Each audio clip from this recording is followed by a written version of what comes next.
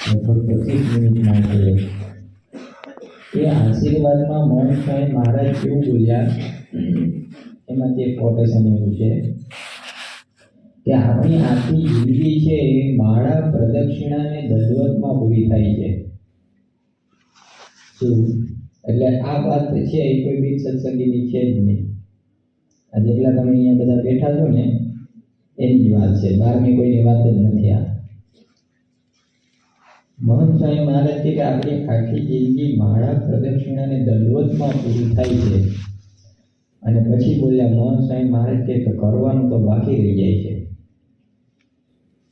આપણને એવું લાગે છે કે આપણે આ જ કરીએ છીએ અને આ કરીએ છીએ ને એમાં આપણું બધું પૂરું થઈ જાય છે. આપણી ભક્તિ આવી જાય છે એમાં. આપણે બરાબર ભજન કરીએ છીએ, ભક્તિ કરીએ, એનાથી આપણને છે ને અંતર ભરાયેલું ને એવું લાગે કે હું કંઈક મંદિરમાં કરું છું. આપણે બે પાંચ દંડવત વધારે કરીએ, બે પાંચ પ્રદક્ષિણા વધારે કરીએ, જો આપણા નિયમ પણ એ જ હોય છે. નિયમમાં આપણે શું લઈએ કે બે દંડવત વધારે કરવા, બે પ્રદક્ષિણા વધારે કરવી, 108 પ્રદક્ષિણા કરવી, બરાબર આપણા નિયમમાં આ જ હોય છે. આપણે ક્યારે એવો તો નિયમ નથી લેતા કે મહિનામાં 2 એકાદશી આવે છે એની જગ્યાએ હું આ વખતે 4 કરીશ એમ ઉપવાસ છે ને. આપણા નિયમમાં જ છે કે બે પ્રદક્ષિણા, બે દંડવત આ વધારે કરશું એમ.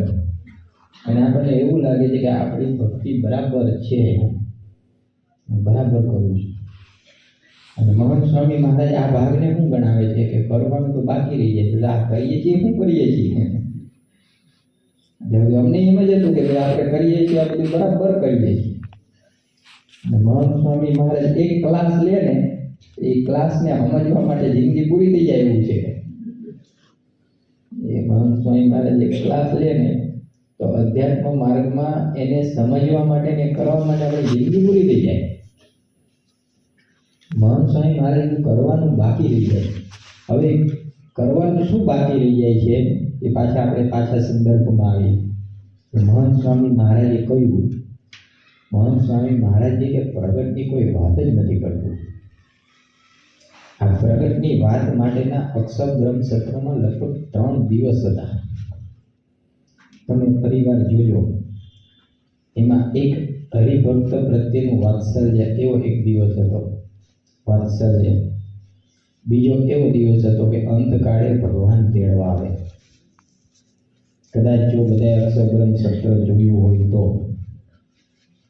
15 દિવસનું અક્ષરબ્રહ્મ સત્ર ન જોયું હોય ને તો ફરીવાર છે ને એની વિડીયો જોજો, એની લિંક જોજો, એની ઉપર બધું મૂકેલું છે.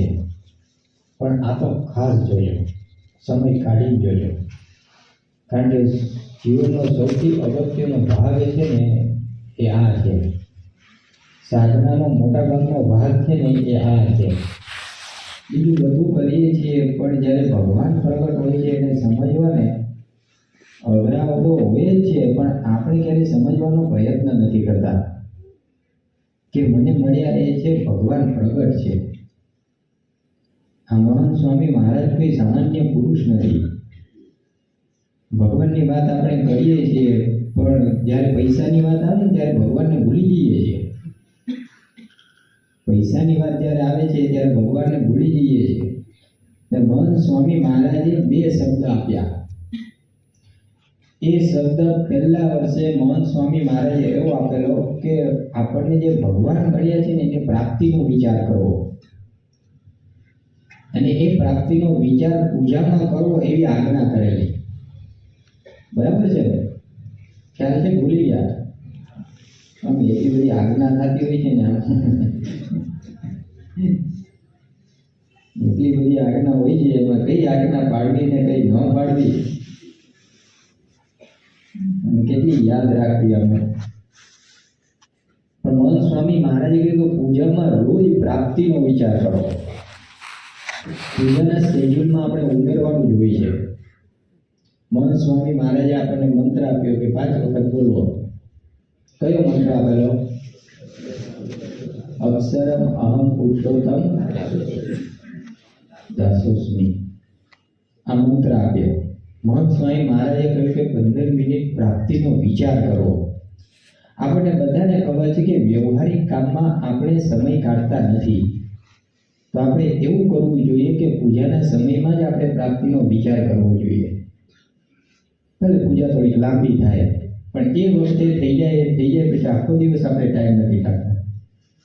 બીજો ટાઈમ એ છે આપણી પાસે કે સાંજે સૂતા પહેલા આપણે પ્રાપ્તિનો વિચાર કરવો જોઈએ, તો આપણને ટાઈમ મળે.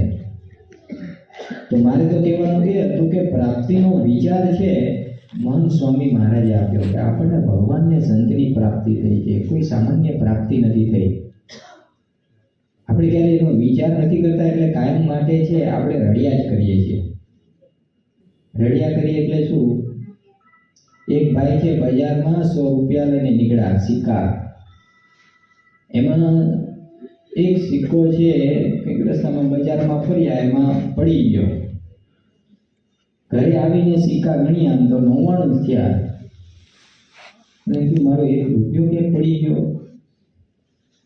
હાય હાય, કેટલી મહેનત કરીને ભેગો કરેલો અને 1 રૂપિયો પડી ગયો મારો. પાછા નીકળ્યા બજારમાં અને જે દુકાને જે જગ્યાએ ઊભા રહેલા ને બધી જગ્યાએ ઊભા રહ્યા, બધી જગ્યાએ પૂછ્યું, એટલે રૂપિયો જો મારો રૂપિયો પડી ગયો. અને કેટલી મહેનત કરીને ભેગો કરેલો અને આનું આવું થઈ ગયું. પણ ખીસી ફાટેલો નથી તો ખબર નહીં ક્યાંથી પડી ગયો. બીજી જગ્યાએ આ જ રોદડા રોવે, ત્રીજી જગ્યાએ આખું બજારમાં આ જ્યાં જ્યાં ઉભો ત્યાં આ જ રોદડા રોવે, મારો રૂપિયો પડી ગયો. તો પાછો આવ્યો તો એક સજ્જન માણસ છે, એને મળ્યો કે ભાઈ શું થયું? એ કે ભાઈ હું 100 રૂપિયાના સિક્કા લઈને નીકળેલો ને 1 રૂપિયો પડી ગયો. કેટલો મહેનત કરેલી ભેગો કરેલો અને ખીસુય નથી ફાટેલો, આ કેવી રીતે પડી ગયો છે? તો પેલા સજ્જન માણસે કીધું કે તારી પાસે છે કેટલા આવે? એ કે 99 રૂપિયા. ત્યારે મને કીધું કે 99 રૂપિયાનું સુખ લે ને તો 1 રૂપિયામાં રડવા માટે આખી જિંદગી પૂરી થઈ જશે. તારી પાસે જે છે એનું સુખ લેતા શીખી જાય. 99 રૂપિયા છે તારી પાસે, એનું સુખ લેવા મળે. એમ આપણે આખી જિંદગી રડિયા જ કરીએ છીએ, સંસાર માટે રડિયા જ કરીએ છીએ ને આખી જિંદગી. કે મારી પાસે આ નથી, મારી પાસે તે નથી, આ લોકોને બંગલા છે, આ લોકોને ગાડી છે, આ લોકો છોકરા આમ, આ છોકરા આમ, આ લોકો અમેરિકા, આ લોકો કેનેડા, આ લોકો આમ, આ લોકો કઈ ગયા, અમારા બાકી છે. હોય છે કે નહીં? આખી જિંદગી રડિયા જ કરીએ આપણે. પણ જે ભગવાન આપણને મળ્યા છે એ 99 રૂપિયા આપણી પાસે ભેગા થયા છે, એનો ક્યારે આપણે વિચાર જ નથી કરતા. અને મહંત સ્વામી મહારાજ કહે છે કે ભગવાનની સામે સંસારના બધા પ્રશ્નો છે ને એ જતા જેવા છે. જ્યાં ભગવાનને ક્યાં ટેકવું, એમ ક્યાં ભગવાન પૂર્ણ પુરુષોત્તમ નારાયણ મળ્યા અને ક્યાં સંસારના પ્રશ્નો. અને તમે અહીંયા બધા ચેરમેન બેઠા છે, જેટલા આ બાજુ ચેરમેન, એ બધા છે 50 વર્ષની ઉપરના છે, બરાબર છે? 50 વર્ષની ઉપરના બધા બેઠા છો. એક વિચાર કરો કે તમારા જીવનમાં કેટલા બધા પ્રશ્નો આવ્યા કે નહીં? અને એ પ્રશ્નોની વચ્ચે કેટલી બધું ટેન્શન લીધું, આપણે ટેન્શન લીધું ને, પણ એ પ્રશ્નો સોલ્વ થઈ ગયા. તમે 50 વર્ષ ઉપર નીકળી જાય નહીં, એ ટેન્શન લેવાની જરૂર હતી? વિચાર કરવાનો હોય કે માથે ટેન્શન લેવાનું થોડું હોય. પ્રશ્નો તો એની મેળા આવે ને સોલ્વ થયા કરે, અને નો સોલ્વ થાય તો પડ્યા સોલ્વ થાય. તમે સોચી તો ઘણા બધા પ્રશ્નો એવા હોય છે નથી સોલ્વ થતા, તો ક્યારેક પડ્યા સોલ્વ થઈ જાય. એમ આપણને એમ થઈ ગયું કે નથી આ ફાઇલ નીકળતી, ચાલો છોડો. એ ભાઈ છે એમને હું એમને ઓળખું છું. તેમને એ ખેતરમાં કામ કરતા હતા. તે વળી એક વખત છે ફાયર બ્રિગેડની કંઈક ભરતી નીકળી, ત્યાં વળી ફોર્મ ભરતી. એ તો ખેત મજૂરી જ કરતા હતા, પાણી વાળતા રોજ. એમાં ભૂલે ચૂકે પેલી ફાયર બ્રિગેડમાં ફોર્મ ભર્યું એમણે, અને ભૂલે ચૂકે નીકળી આવ્યો તો નોકરી લાગે ને ઉપર ચડી ગયા. સારા પગારમાં ખેતીવાડી મૂકી દીધી. આવું છે. આમાં પ્રશ્નમાં એવું હોય છે કે જ્યારે સોલ્વ થઈ જાય કે નક્કી જ નથી હોતું, અને ઘણી વાર પડ્યા સોલ્વ થઈ જાય. પણ તમને એવું લાગે છે ને કે 35 વર્ષમાં ઘણા બધા પ્રશ્નો સોલ્વ કર્યા, આમાં ખોટું ટેન્શન લીધું. એ ટેન્શન ન લીધું તો સોલ્વ ન થઈ જાય. તો જિંદગીના પ્રશ્નો તો આવા છે, એ ગમે ત્યારે સોલ્વ થઈ જ જાય, અને ન થાય તો પડ્યા સોલ્વ થઈ જાય, નો સોલ્વ થાય તો ક્યાં ભાંગી જાય છે. તો આપણને ખ્યાલ આવે કે સંસારના પ્રશ્નો છે એ બધા જ એવા હોય, ભગવાનની સામે સાવ ઢેફા જેવા પ્રશ્નો હોય છે, અને એના માટે આપણે રડ્યા કરીએ છીએ. અને એનાથી જ અત્યારે આ સમજણને લઈને જે પણ યુવાન પેઢીમાં જે પણ પ્રશ્નો થાય છે ને, આને લઈને થાય છે કે એને ધીરજ નથી, હિંમત નથી, એનામાં બળ નથી, બાકી બધું છે ફરવા હરવાનું મોજ. પછી એક વિષયમાં કંઈક ફેલ થાય તો પંખે લટકે દવા પીવે. મૂળ વસ્તુ ખૂટે છે, આપણામાં ખૂટે છે આ કે ભગવાન મળ્યા છે એની પ્રાપ્તિનો આપણને વિચાર નથી કે આટલી મોટી પ્રાપ્તિ થઈ છે. તમે જુઓ,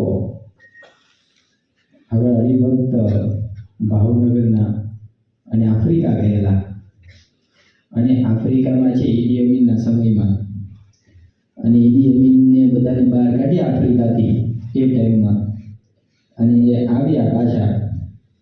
અને એ વખતે યોગીજી મહારાજના વખતમાં બધા હરિભક્તોની વચ્ચે ઈડી અમીને કાઢેલા આફ્રિકાથી આવ્યા પાછા, તો બધાની વચ્ચે જોવું કેવું શરમ લાગે પાછા આવ્યા હોય તો.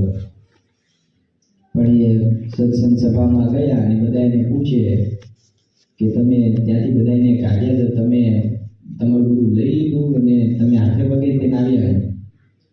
તો એમણે શું કીધું, હાથે પગે નહીં, હું અહીંયાથી ગયો હતો ને ત્યારે ધોતિયું પહેરી ગયો હતો, અને અત્યારે કોટને પાટલું પહેરીને આવ્યો છું. તો પ્રશ્નો તો બધાને આવે છે, પ્રશ્નને જોવાનો દ્રષ્ટિકોણ કેવો છે? એને ભગવાનને સંતની પ્રાપ્તિ થઈ છે એટલે દ્રષ્ટિકોણ મળ્યો છે કે બધું જ જતું રહે, આશાભાઈ ને ઈશ્વરભાઈ નું બધું જ જતું રહ્યું ને. આ લોકનો માણસ હોય અને એને બધું જતું રહે થાય શું? એને એ હાથ પગે થઈ ગયો હોય, એ રડી રડી મરી જાય, હવે આત્મહત્યા કરી લે. આશાભાઈ ઈશ્વરભાઈ શું કર્યું? જતું રહ્યું, પછી એમને શાસ્ત્રીજીમાંને પૈસા આપ્યા, અને એમને વાત શું કરી કે આ ટાઈમે બે જ વ્યક્તિ પૈસા માંગે, કાં તો ગાંડો હોય ને કાં તો ભગવાન હોય. શાસ્ત્રીજી મહારાજ સાક્ષાત ભગવાન છે. આ વસ્તુ છે ને એ મહંત સ્વામી મહારાજ આપણામાં ધરવાવા માંગે છે કે તમે જે વ્યક્તિ સાથે નાતો બાંધેલો છે, જે સંત સાથે નાતો બાંધેલો છે, કોઈ સામાન્ય નથી, એ ભગવાનનું સાક્ષાત સ્વરૂપ છે. એના સાથે તમે નાતો બાંધેલો છે, એ તમને પ્રાપ્તિ થઈ છે એનો વિચાર કરો તો કાયમ માટે સુખ્યા છે. મગનભાઈ પાસે શું હતું? એને નવું શું મળ્યું? ચાલો આફ્રિકાના મગનભાઈની વાત કરીએ છીએ. એમને નવું શું મળેલું? એના જીવનમાં નવું શું ઉમેરાયું કે જેથી એ પથારીમાં રાત્રે સુતા સુતા ઉછળતા હતા? એને શેનો 24 કલાક આનંદ રહેતો હતો? એને શાસ્ત્રીજી મહારાજનું સ્વરૂપ સમજાયું. બાકી તો નોકરી એ જ કરતા હતા, દેસાઈ એ જ હતો, ને હુતા હતા એ જ ખાટલા. પણ નવું એના જીવનમાં આવ્યું શું કે શાસ્ત્રીજી મહારાજ સમજાય કે આ છે ને સાક્ષાત ભગવાનનું સ્વરૂપ છે. એટલે ઉછળતા હતા, બોલતા હતા, મને શાસ્ત્રીજી મહારાજ મળ્યા. તો મહંત સ્વામી મહારાજ આ કરવા માંગે છે કે ભગવાનની પ્રાપ્તિ થઈ છે એનો વિચાર આપણે નથી, આપણે સામાન્ય સમજીએ છીએ. મહંત સ્વામી મહારાજે બીજો વિચાર આપ્યો છે કે પ્રાપ્તિને પ્રતિટીમાં ફેરવવી. પ્રાપ્તિ તો થયેલી હોય છે, આ નાનું બાળક હોય ને એની પાસે તમે 100 રૂપિયાની નોટ ને ચોકલેટ મૂકજો તો કઈ લે? ચોકલેટ લે. કેમ? એને પ્રાપ્તિ તો થઈ જ છે, પણ એના અંતરમાં પ્રતીતિ નથી કે આ 100 રૂપિયાની નોટથી છે ને આમાં ઘણી બધી ચોકલેટો આવી જાય. આપણે એવું જ છે, ભગવાનને સંતની પ્રાપ્તિ થઈ છે પણ એની પ્રતીતિ નથી. એટલે આપણે શું કરીએ છીએ? વાતો કરીએ, પણ વાતો કર્યા પછી આપણને એવું નથી થતું કે મને ભગવાન મળ્યા છે, સાક્ષાત ભગવાનનું સ્વરૂપ સાક્ષાત મળ્યું છે, એનાથી બધા જ દરવાજા ખુલે એમ છે. એટલે શું થાય કે મહંત સ્વામી મહારાજ સુરત આવ્યા હોય તો આપણને શું હોય છે કે હજી અઠવાડિયું રોકાવાના છે ને, તમે ત્યાં જઈ આવશું એમ, અમારો વારો છે જ ને. મારા પ્રમાણે પ્રમાણે જવું એ બરાબર છે, પણ એ આજ્ઞા પાડી બરાબર છે. પણ ઘણા દિવસો એવા હોય છે કે જેમાં બધાને એન્ટ્રી હોય છે. ભગવાન આમ નજીક આવ્યા હોય ને આપણને ખેંચાણ ન થાય, ભગવાન નજીક આવે અને આપણને ખેંચાણ ન થાય તો ધૂળમાં પડ્યું, જીવતર ધૂળમાં પડ્યું કે નહીં. ભગવાન નજીક આવ્યા હોય ને આપણે જઈએ નહીં, આપણી પાસે ટાઈમ ન હોય તો સમજાય ચાલો વ્યવહારમાં પડ્યા છે, પણ ટાઈમ હોય ન જઈએ તો શું કરવાનું? જીવન જીવવાનું. આપણને મહાન સ્વામી મહારાજ મળ્યા, કરવાનું શું? તો પ્રાપ્તિ થઈ છે ને પ્રતિદિનમાં ફેરવવી એટલે આ કે મહાન સ્વામી મળ્યા છે એનું સ્વરૂપ સમજવું. આપણી દશા કેવી છે કે આપણે છે ને જેટલા પૈસાનું મહત્વ સમજીએ ને એટલું મહાન સ્વામી મહારાજનું મહત્વ નથી સમજતા. જેવી પૈસાની આપણને પ્રતિતિ છે ને અંદરમાં, તેને એક રૂપિયો ખોટો ન જવા દેવો, ગમે એમ કરીને છે એ ખેંચી લઈ જ લેવો, ગમે ત્યાં મળતું હોય તો. એ સમજો છો, તમને કોઈ એમ કે કલાકના 500 રૂપિયા આપું તો તમે જાઓ કે ન જાઓ? જઈએ. ભલે સાંજે 9 થી 10 નો ટાઈમ હોય, ભાઈ 9 થી 10 એક કલાક આવજે, મારે કામ છે ને 500 રૂપિયા આપીશ, તો જઈએ કે નહીં? જઈએ. એ પછી શિયાળો હોય તો જઈએ કે નહીં? ઠંડી હોય તોય જઈએ. ભલે 9 થી 10 નો ટાઈમ હોય. ઉનાળો હોય તોય જાય, ચોમાસું હોય તો રેનકોટ પહેરી જાય, પણ જાય કે નહીં? 9 થી 10 નો ટાઈમ છે તોય જાય. પેટમાં દુખતું હોય તો જાય, તોય જાય.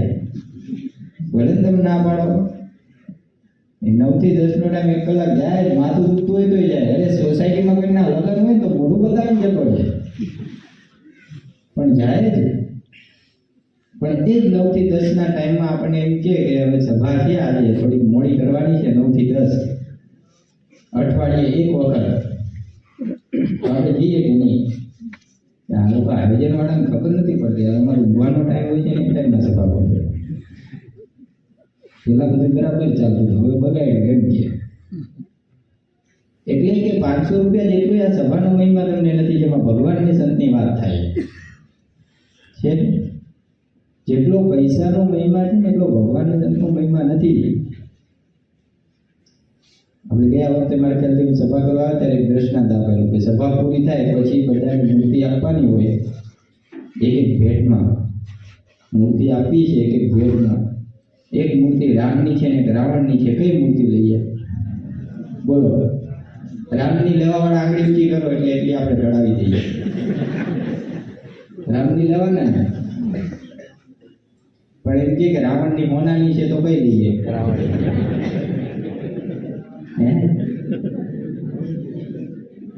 એમ કે હમણાં રહેવા દે, હા મોનાવાળી બરાબર છે. ભગવાનના મહિમાની આપણે વાત કરીએ છીએ, પણ આપણી દશા એવી છે કે સ્વામી સંસારમાં છે ને, સંસારમાં કેની કિંમત છે? પૈસાની. સંસાર ચાલે છે નથી? પૈસાથી. આપણને આ જ પકડાયેલું છે કે સંસાર પૈસાથી ચાલે છે અને સંસારમાં કિંમત પૈસાની જ છે. 100%ની વાત છે, તમે ખોટા નથી. પણ તમે જ્યારે એ વિચારો છો એટલે એ ભાગ કઈ જગ્યાએ ઊભો છે એની સામે બીજું દ્રષ્ટાંત આપું તમને. મહાભારતનું યુદ્ધ થયું. મહાભારતના યુદ્ધમાં શરૂઆતના ભાગમાં બધા જ સૈન્ય બળ ભેગું કરતા હતા. દુર્યોધન પણ પોતાની સૈન્ય વધારતો હતો, આપણે અર્જુન પણ પોતાની સેના વધારતો હતો. યુદ્ધમાં સૌથી વધારે જરૂર શેની પડે? સૈનિકોની. સ્વાભાવિક છે ને. જેમ સંસારમાં સૌથી વધારે જરૂર શેની પડે? બોલો.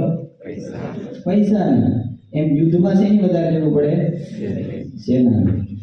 સૈનિક બળ છે દુર્યોધન પણ વધારતો હતો, અર્જુન પણ વધારતો, યુધિષ્ઠિર. આ બંને એક જગ્યાએ પહોંચ્યા, ભેગા પહોંચ્યા. કઈ જગ્યાએ? યાદ છે બધાને? ભગવાન કૃષ્ણ પાસે બંને જણા ભેગા પહોંચ્યા અને બંને જણાએ સાથે માંગ્યું માટે તમને કોઈને ખાલી હાથે તો ન જવા દેવાય, એટલે હું 2 ભાગ પાડું છું. એક બાજુ હું છું અને એક બાજુ મારું સૈન્ય છે. અને હું યુદ્ધમાં હથિયાર ઉપાડીશ નહીં. યુદ્ધમાં જરૂર છે નહીં પડે? યુદ્ધમાં જરૂર છે નહીં પડે? સૈન્યની, હથિયારની. એમને કીધું કે હું હથિયાર ઉપાડીશ નહીં ને એક બાજુ મારું સૈન્ય પણ છે. અને સંસારમાં શેની જરૂર પડે? પૈસાની. યુદ્ધમાં શેની જરૂર પડે? સૈન્યની. તો દુર્યોધને માંગ્યું એ ખોટું માંગ્યું કે સાચું માંગ્યું? બોલો બોલો, જોજો, બોલતા પહેલા વિચાર કરજો. સાચું માંગ્યું કે ખોટું માંગ્યું? ખોટું માંગ્યું એટલે આંગળી ઊંચી કરો ચાલો કે દુર્યોધને ખોટું માંગ્યું. અને સાચું માંગ્યું હોય એટલા આંગળી ઊંચી કરે એ લોકો દુર્યોધનના પક્ષે છે. દુર્યોધને સાચું જ માંગ્યું. યુદ્ધમાં જરૂર શેની છે? સંસારમાં જરૂર શેની છે? તમે શું માંગો છો ભગવાન આગળ? બોલો, તમે ભગવાન આગળ શું માંગો છો? પૈસા જ માંગીએ છીએ ને. તો દુર્યોધને સૈન્ય માંગ્યું કે આપણામાં દુર્યોધનમાં ફેર શું? કહો. આપણા દુર્યોધનમાં કઈ ફેર ખરો? દુર્યોધન પાસે પણ ભગવાન કૃષ્ણ ઉભા હતા. એમની પાસે સૈન્ય અને ભગવાન કૃષ્ણ બેમાંથી એક માંગવાનું હતું. એમણે સૈન્ય માંગ્યું, કારણ કે જરૂર યુદ્ધમાં સૈન્યની જ પડે. જેમ સંસારમાં પૈસાની જ જરૂર પડે, આપણી પાસે પણ ભગવાન ઉભા છે ને સામે પૈસા છે. આપણે માંગીએ છીએ શું? પૈસા. અને દુર્યોધને શું માંગ્યું? સૈન્ય. એટલે આપણી પરિસ્થિતિ આવી છે કે આપણે છે ઓલરેડી ઉભા રહીએ દુર્યોધનની જગ્યાએ અને ભગવાન પાસે પૈસા માંગીએ. આપણને ખબર નથી કે અર્જુને જેવી રીતે ભગવાન કૃષ્ણને માંગ્યા, એના અંતરમાં ખબર હતી કે આ ભગવાન છે, એને યુદ્ધ જીતાડવું હોય તો એને છે ને સૈન્યની હથિયારની કોઈ જરૂર જ નથી. એમ આ ભગવાનને, સંતને આપણને ભવસાગર કરાવવો હોય, આપણા પ્રશ્નો પૂરા કરવા હોય તો એને તમને પૈસા આપવાની કઈ જરૂર જ નથી. એ તમને વગર પૈસા એ છે એ બધા પ્રશ્નો સોલ્વ કરી દે, તમારા સંસારનો માર્ગ એકદમ ક્લિયર કરી દે. તમે અંતે વિજય તમારો જ કરાવે. ભલે તમે હારતા દેખાવો પણ અંતે વિજય કોનો થાય? ભગવાનના ભક્તોનો થાય, કે જેમણે ભગવાનનો આશરો કર્યો હોય, ભગવાનને માંગ્યા હોય. આપણે જેટલા પણ પત્ર મહંત સ્વામી મહારાજને લખીએ છીએ, જેટલા પણ મહંત સ્વામી મહારાજને પત્ર આમાંથી કેટલાય લખેલા છે? ચાલો આંગળી કરો. પણ આમાંથી મહંત સ્વામી મહારાજને જેટલાય પત્ર લખ્યા એમાં પોતાના પ્રશ્નની જ રજૂઆત કરી હશે અને એને જ કરવાનું હોય, બાકી કરીએ કોને આપણે? પણ એમાં ત્યારે એક લાઈન એવી લખી કે સ્વામી તમારું સ્વરૂપ મને ઓળખાય, તમે સાક્ષાત ભગવાનનું સ્વરૂપ છો તો એ મને ઓળખાય. મારા જીવનમાં બધામાં તમારું પ્રાધાન્ય પણ રહે. એવું ક્યારે એક વાક્ય લખ્યું? ક્યારે નહીં. આપણે બધું જ કરીએ છીએ. મહંત સ્વામી મહારાજ કહે છે આ કરવાનું બાકી રહી જાય છે એટલે શું? હા, આપણે બીજું બધું જ કરીએ છીએ. આપણને એમ છે કે આપણા પ્રશ્નો આપણે સોલ્વ કરી નાખશું, આપણે આમ મળી જાય એટલે સોલ્વ કરી નાખશું, આપણે આમ થઈ જાય એટલે મારો પ્રશ્ન સોલ્વ થઈ જાય, આપણે આમ કરી નાખીએ એટલે મારો પ્રશ્ન સોલ્વ થઈ જાય. આ જ મનના વિચારો હોય છે ને બધા. આપણે એ વસ્તુ પકડીને ભગવાનને ભૂલી જઈએ છીએ. જે ભગવાનથી આપણા બધા પ્રશ્નો સોલ્વ થાય છે એ ભૂલી જઈએ છીએ. જે બારણેથી બંધ છૂટીએ બંધ ન કરીએ બારણ, જેના ધારે જીવીએ તેનું ન કરીએ મરણ. આ ભગવાનના આધારે તો જીવીએ છીએ, આ ભગવાનના આધારે તો પ્રશ્નો સોલ્વ થાય છે. આપણને એવું છે કે આપણે પ્રશ્નો સોલ્વ કરીએ, એવું નથી. ભગવાન સોલ્વ કરે છે. એ તો ક્યારેક છે કાગડાનું બેવું દાળનું ભાંગવું, એમ આપણે બેઠા ને દાળ ભાંગીએ એટલે આપણને એમ થઈ જાય કે પ્રશ્નો સોલ્વ થઈ જાય છે. કૂતરું ગાડા નીચે ચાલતું જાય એટલે એમ લાગે કે કૂતરું છે એ ગાડાનો ભાર ઉપાડે છે. એમ આપણને એવું લાગે છે કે આપણે સંસારનો ભાર લઈને ચાલીએ છીએ અને સંસાર ચલાવીએ છીએ. તમે આવ્યા એની પહેલાં સંસાર ચાલતો જ કરો. તમે જશો ને પછી સંસાર ચાલશે. તમે સંસારમાં નવા ઉમેરાયેલા છો. એટલે સંસાર તો એ ભગવાનનું ચાલક બળ છે ને, ચાલવાનો જ છે. એમાં લોકો આવે છે ને જાય છે. એમાં છે ભગવાનને સમજવા એ સૌથી મોટી વસ્તુ છે. મહંત સ્વામી મહારાજ મળ્યા છે કોઈ સામાન્ય પુરુષ નથી. એ સાક્ષાત ભગવાનનું સ્વરૂપ છે. દેખાય છે આપણી જેવા. જેમ આપણે બે હાથ છે, એમને બે હાથ છે, આપણે બે પગ. જેમ નરેન્દ્ર મોદીભાઈ છે, એમને શું છે? બે હાથ છે કે નહીં? બે પગ છે કે નહીં? બે આંખો છે? એ ખાય છે કે નહીં? એ ઊંઘે છે કે નહીં? એક જગ્યાએથી બીજી જગ્યાએ જવું હોય તો એ પ્લેનમાં જાય, કારમાં જાય. તો આપણે જઈએ છીએ કે નહીં? તો આપણા જેવા જ છે કે નહીં? આપણા જેવા જ દેખાય કે નહીં? અને આપણા જેવા જ છે ને માણસ જ. પણ તમે બજારમાં જઈને, બીલીમોરાની બજારમાં જઈને તમે બૂમ મારો કે કાલે 500ની નોટ બંધ, હાય હે બધા દંડો લઈ વાહને પડે ને. હારા માન લાગે પડ્યું છે 1000 વાળું. અને નરેન્દ્રભાઈ મોદી 11 વાગે ટીવી ઉપર આવીને એમ કે કાલથી 500ની નોટ બંધ. તો આપણે બધા બેંકની લાઈનમાં. હારા એ દિલ્હીમાં રહીને બોલે તો આપણે બધા ઊભા થઈ જાય. અને આપણે તો બજારમાં જઈને કહીએ તો કોઈ માનતું નથી. એનું કારણ શું છે? બોલો. એનું કારણ સત્તા. આ દેશને ચલાવવા માટેની એક સિસ્ટમ છે. સિસ્ટમની એક સત્તા છે. સત્તા ઉપર એ માણસ બેઠો છે એટલે બોલે એમ થાય, એ ધારે એમ થાય. એમ સમજવાનું કે આ 14 લોકનું બ્રહ્માંડ છે. બ્રહ્માંડમાં 5 અનાદિના તત્વો છે. આ 5 અનાદિના તત્વોમાં એક અક્ષરબ્રહ્મ છે.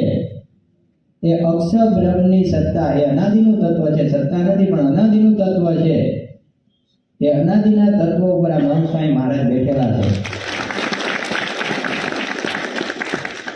એ ગુણાતીત સત અનાદિના છે. અને એને આ 14 લોકના બ્રહ્માંડની રચના કરી છે. આવો એક બ્રહ્માંડને આવા અનંત કોટી બ્રહ્માંડની રચના કરી છે. જેના રૂવાણા ઉપર ઉડતા ફરે છે એ તત્વ ત્યાં બેઠેલું છે. એ દેખાય છે આપણી જેવા, હાલે છે, ચાલે છે, ખાય છે, પીએ છે, ઊંઘે છે. ઉંમર 92 વર્ષની થઈ છે. દેખાય છે ટોટલી આપણી જેવા. પણ એ ધારીને સંકલ્પ કરીને એમ થાય. એ આપણે કરીને એમ ન થાય. એ જેમ વિચારે એમ થાય. એ જે ધારે એમ થાય. એ સંકલ્પ કરે ને તો સૃષ્ટિ છે એ સંકલ્પ પૂરા કરવા માટે પ્રેરાય. પૃથ્વી, જળ, તેજ, વાયુ, આકાશ આ બધા તત્વો છે ને એનું નિર્માણ કરવા માટે, વાતાવરણ નિર્માણ કરવા માટે એનો સંકલ્પ કેવી રીતે પૂરો થાય. યોગીજી મહારાજે સંકલ્પ કર્યો કે યમુનાના કાંઠે મંદિર કરવું છે. તો યમુનાના કાંઠે મંદિર થયું કે નહીં? થયું. યોગીજી મહારાજે સંકલ્પ કર્યો કે 21 આચાર્ય કરવા છે. તો પૂરો થયો કે નહીં? થયું. યોગીજી મહારાજે સંકલ્પ કરેલો કે રશિયા, જાપાન, અમેરિકા બધે છે એ સત્સંગ કરાવો છે. થયો કે નહીં? થયો. આ ગુણાતીત સંતના સંકલ્પ કહું છું. તેમણે જે સંકલ્પ કર્યા છે એ બધા જ પૂરા થયા છે. શાસ્ત્રીજી મહારાજે સંકલ્પ કરેલો.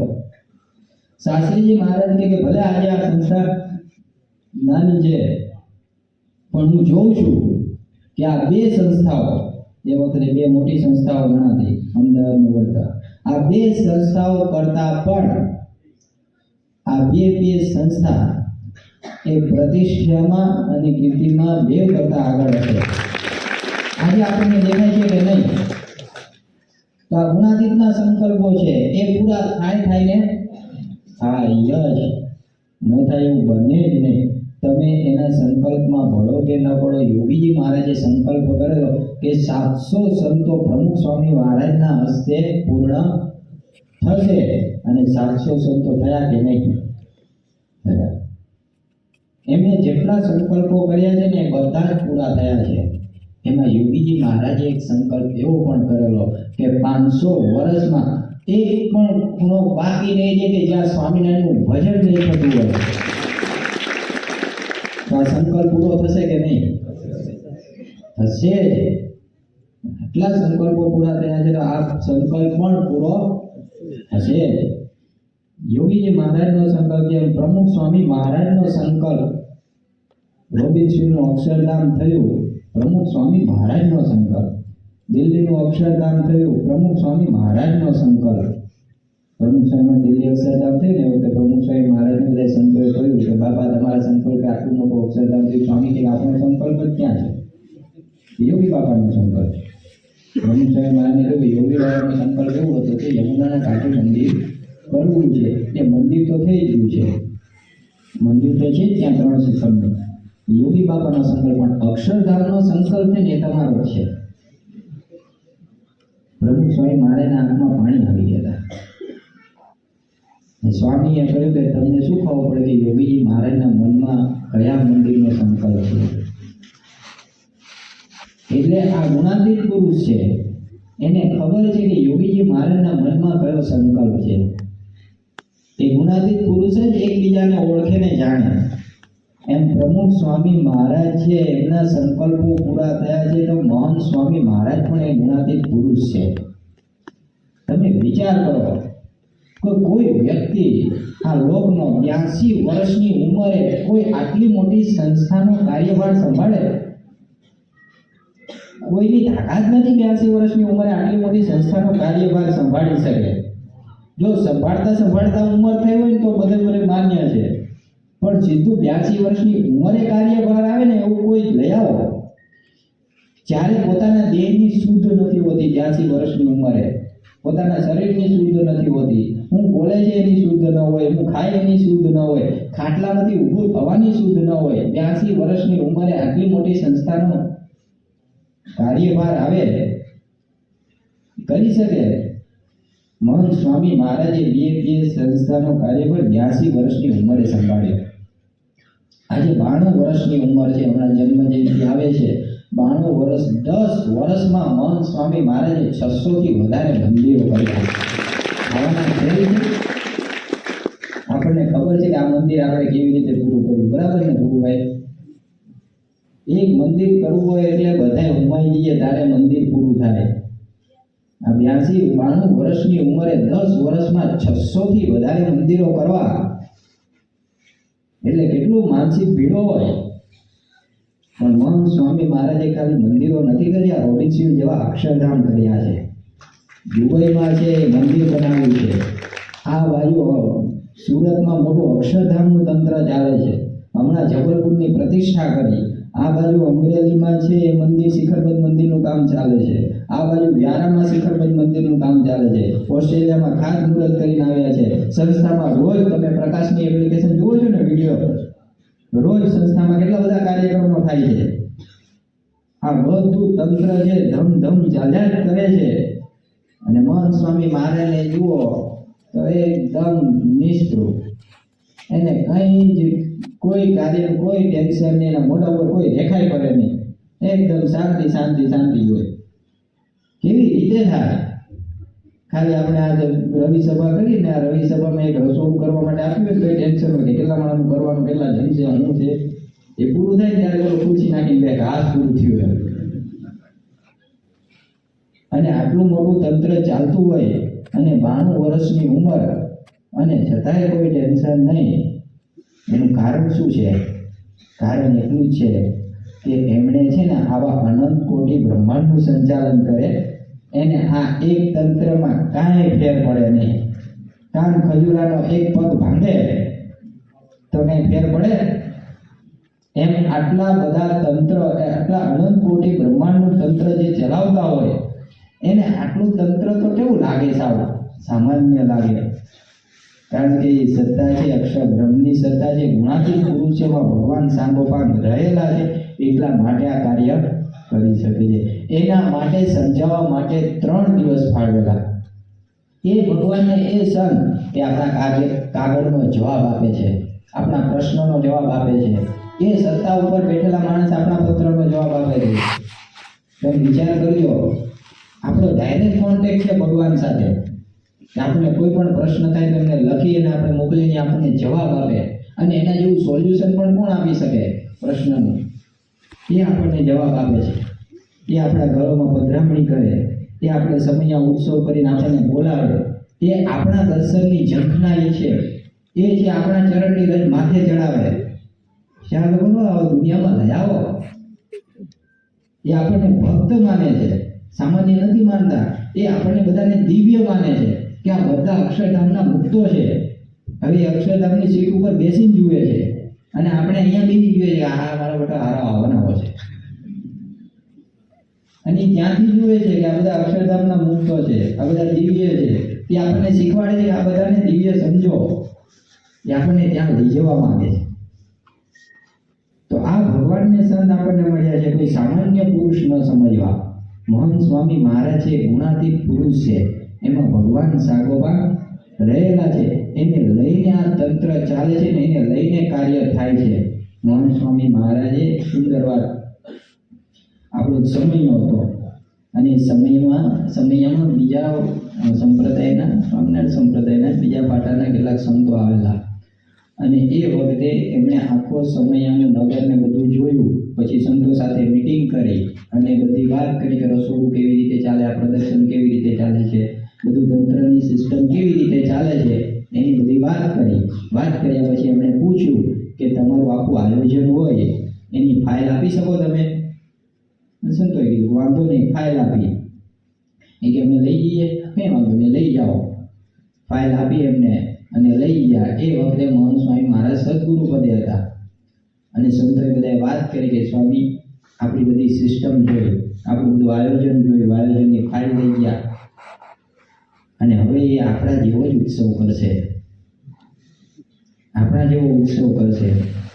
એ વખતે મહંત સ્વામી મહારાજ એક સુંદર વાક્ય બોલ્યા.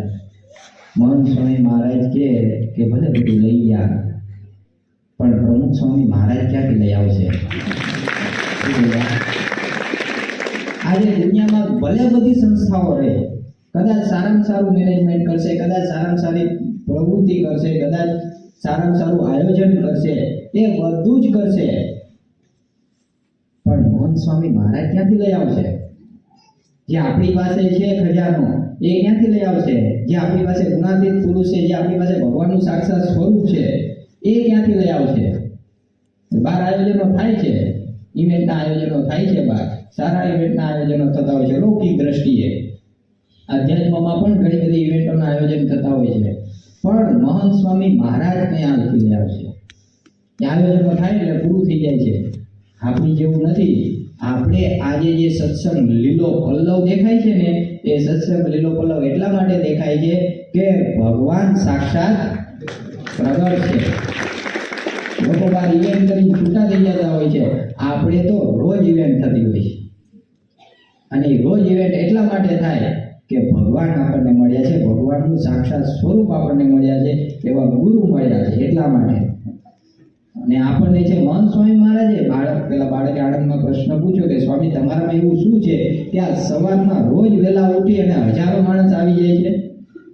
વિચાર કરો, 92 વર્ષના ડોહાને જોવા માટે સવારમાં હજારો માણસ ઉઠી અને 5 વાગ્યામાં ઉઠી અને 6 વાગે મંદિરે પહોંચી જાય, ટગર ટગર ટગર ટગર પોણો કલાક સુધી જોયા જ કરે.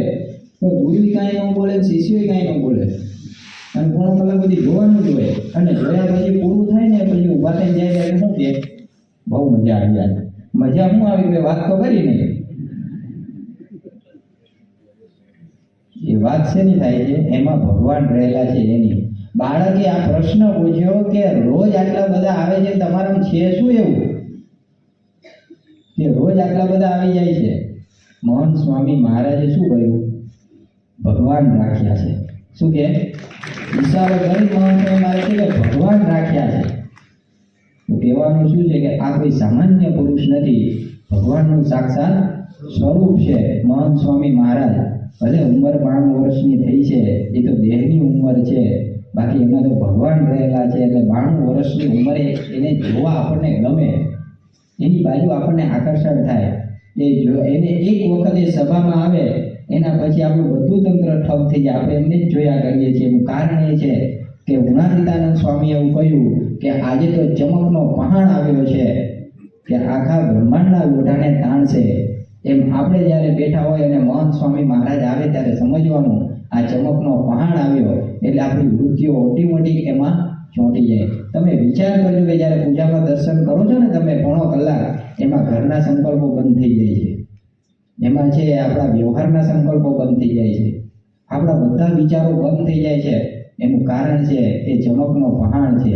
અને જ્યારે ઊભા થઈને મજા જે આવે છે ને, આ બધા વિચારો બંધ થઈ ગયા હોય છે અને ભગવાનમાં જોડાયેલા હોય છે એટલે મજા આવે છે. આપણને ક્યારેક પૂજામાં મજા એટલા માટે જ આવે છે. આજે પૂજામાં બહુ મજા આવી, કેમ? કારણ કે બધા વિચારો બંધ થઈ ગયા હોય છે, ભગવાનના વિચારો આવવા માંડ્યા હોય છે એટલા માટે. અને એ મહંત સ્વામી મહારાજ સાક્ષાત ભગવાનનું સ્વરૂપ છે આ પૃથ્વી ઉપર. જેમ ભગવાન સ્વામિનારાયણ વચનામૃતમાં લખ્યું ને કે આ જીવને જ્યારે ભરતખંડને વિશે મનુષ્ય દેહ આવે છે ત્યારે ભગવાન કે ભગવાનના સંત એ જરૂર પૃથ્વી ઉપર. એમ આજે જે ભગવાનના સંત વિચરે છે, જેમાં ભગવાન સાંગોપાંગ રહેલા છે, પ્રગટ ભગવાન વિચરે છે, એ કોણ છે? મહંત સ્વામી મહારાજ. એનો કેફ કાયમ માટે આપણને રહે, એનો અંતરમાં છે આનંદ કાયમ માટે રહે.